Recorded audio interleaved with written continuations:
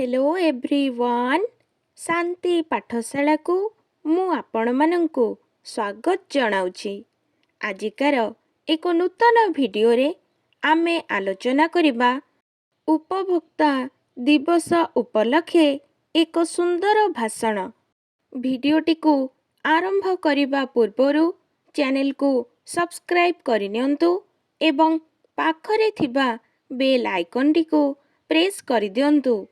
चलंतु आरंभ करिबा।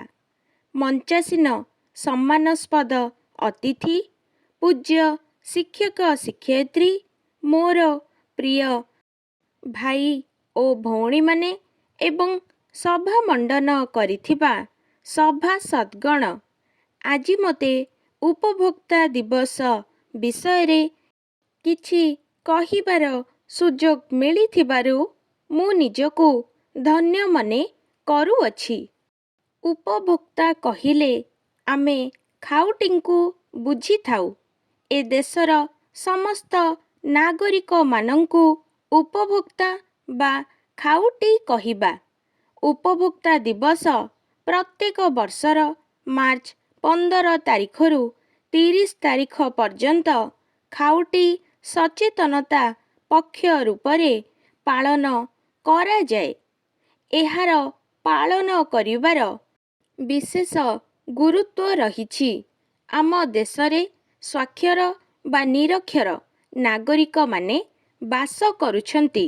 स्वाक्षर व्यक्ति सेमानंकर सुविधा असुविधा संपर्क रे सचेतन थांती, मात्र निरक्षर व्यक्ति माने उपभोक्ता हिसाब रे बहु असुविधार सम्मुखीन हुअन्ति। बेले बेले लोभनीय विज्ञापन किंबा ठकामीर शिकार होई निजर सामग्री बा अर्थर सुविनियोग करि न पारि हैराण हुअन्ति। सामग्री बदलरे खर्च करिथिबा अर्थर भरणा करि पारंती नाही। उपभोक्ता मानंकर दाबी ओ सेमानंकर अधिकार विषय रे नागरिक मानंकु सचेतन कराइबा एही पक्ष पालनर उद्देश्य। अनेक समय रे केतेक उत्पादनकारी संस्था व्यवसायी ओ विक्रेता माने अधिक लाभ आशारे उत्पादित द्रव्यर मान ह्रास, ओजन ह्रास आदि करी खाउटी मानंकु शोषण करती। उत्पादित द्रव्य उन्नत मानर न होइथिले मध्य अधिक अर्थ बदलरे ताहा किणी नेइथांती।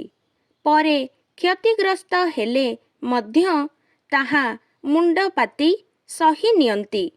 ए सबु असुविधा को आखिरे रखी खाउटी सुरक्षा विभाग पक्षरु प्रत्येक द्रव्य उपरे तार उत्पादित मूल्य, ओजन, प्रस्तुति जिनिसर अवसान समय निर्धारित करागला। एहा सत्वे अनेक असाधु कलाबजारी व्यवसायी पैकेट उपरे लेखाथिबा ओजन ठारू कम द्रव्य, अनुन्नत मानर द्रव्य रखी खाउटिंकु शोषण करी चालिले, जहा द्वारा कि उपभोक्तांकु एहा द्वारा हंतसंत हेबाकु पड़िला। एही उपभोक्ता मानंकर स्वार्थकु दृष्टि रे रखी खाउटी सुरक्षा आईन प्रणयन करा जाइछि।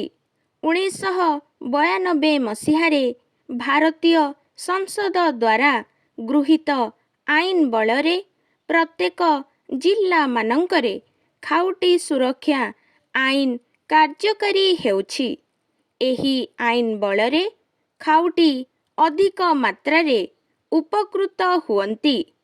उपभोक्ता हिसाब रे से असाधु व्यवसायींक विरुद्धरे आपत्ति करिबार अधिकार, द्रव्यर मूल्य, मान ओ ओजनरे तारतम्य परिलक्षित हेले खाउटी सुरक्षा आईन रो आश्रय नेई पारिबे।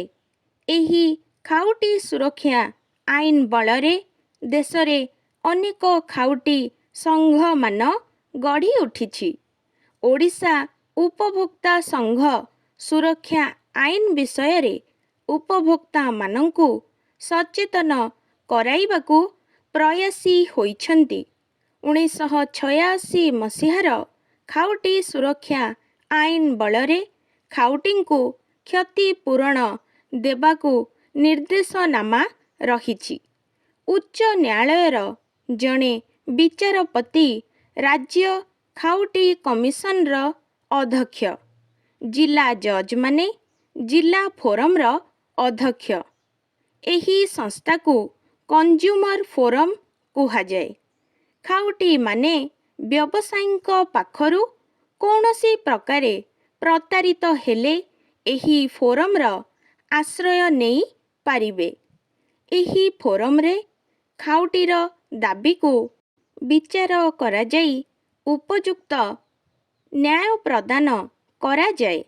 ଯଦି ଗ୍ରାହକ ଅସନ୍ତୁଷ୍ଟ ହୁଅନ୍ତି, ତେବେ ଜିଲ୍ଲା ଖାଉଟି ଫୋରମଙ୍କ ରାୟ ବିରୁଦ୍ଧରେ ରାଜ୍ୟ କମିଶନରଙ୍କୁ ଏବଂ ରାଜ୍ୟ କମିଶନରଙ୍କ ବିରୁଦ୍ଧରେ ଜାତୀୟ କମିଶନରଙ୍କୁ ଆବେଦନ କରିପାରନ୍ତି।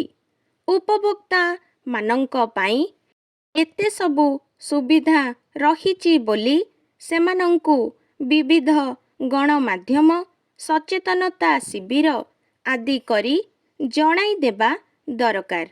ତେବେ ଜଣେ ଖାଉଟି ତା'ର ଅଧିକାର ବିଷୟରେ ସଚେତନ ହୋଇପାରିବ ଓ ଅସାଧୁ ବ୍ୟବସାୟୀଙ୍କ କବଳରୁ ନିଜକୁ ସୁରକ୍ଷା ଦେଇପାରିବ। ଏଥିପାଇଁ ସବୁ ସ୍ତରରେ ଆନ୍ତରିକ ଉଦ୍ୟମ ହେବା ଦରକାର। ମୁଁ ଏତିକି କହି ମୋର ବକ୍ତବ୍ୟ ଶେଷ କରୁଛି।